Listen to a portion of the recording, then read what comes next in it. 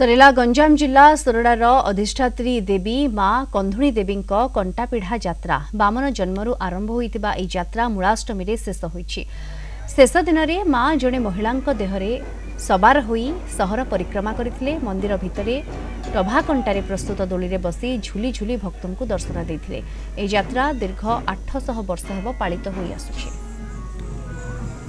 एही यात्रा पारंपरिक यात्रा ये प्राय वयोज्येष्ठ लोक मैंने कहवा अनुसार 550 वर्ष है यात्रा चली आसी।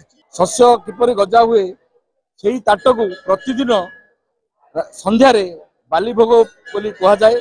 प्रतिदिन से ताट को पूजा करा जाए। से ताटरे भजा शस्य पकाइले से सब गजारे परिणत यह माँ बड़ महिमा। ब्रह्मपुर आम आसिक पहुँचलु माँ को दर्शन कलु माँ अनुभूति बहुत मिलला माँ आशीर्वाद पाइलु। आशा करुछु प्रति वर्ष एमती माँ आमको डाकिबे आम आसिक दर्शन करूँ। आगुरी मुझे थरे दुथर आसी बोधे माँ चाहिए ए वर्ष मुझे पुणी आसिक दर्शन करे से पूरा फैमिली सह ये आसी। वर्तमान माँ दर्शन पाइली बहुत खुशी। आसंता काली आमर कंटापिढ़ा यात्रा माँ बड़दाण्ड चारिपटे परिक्रमा करी जगन्नाथ मंदिर जाकर आसिक कंटार दोली रे झुलिबे तापर आमर यात्रा सर। ए परिप्रेक्षी आज की 10 दिन है जो चलती यात्रा सोरडा 4 दिन है देखा गले आखपाख अंचल बहुत जन समागम सोरडा सहर होता।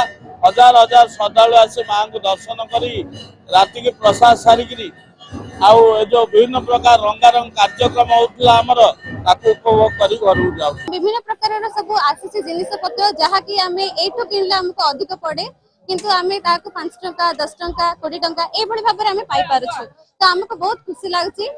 एवं यात्रा को दूर बहुत दूर मध्य लोक मैंने आसती।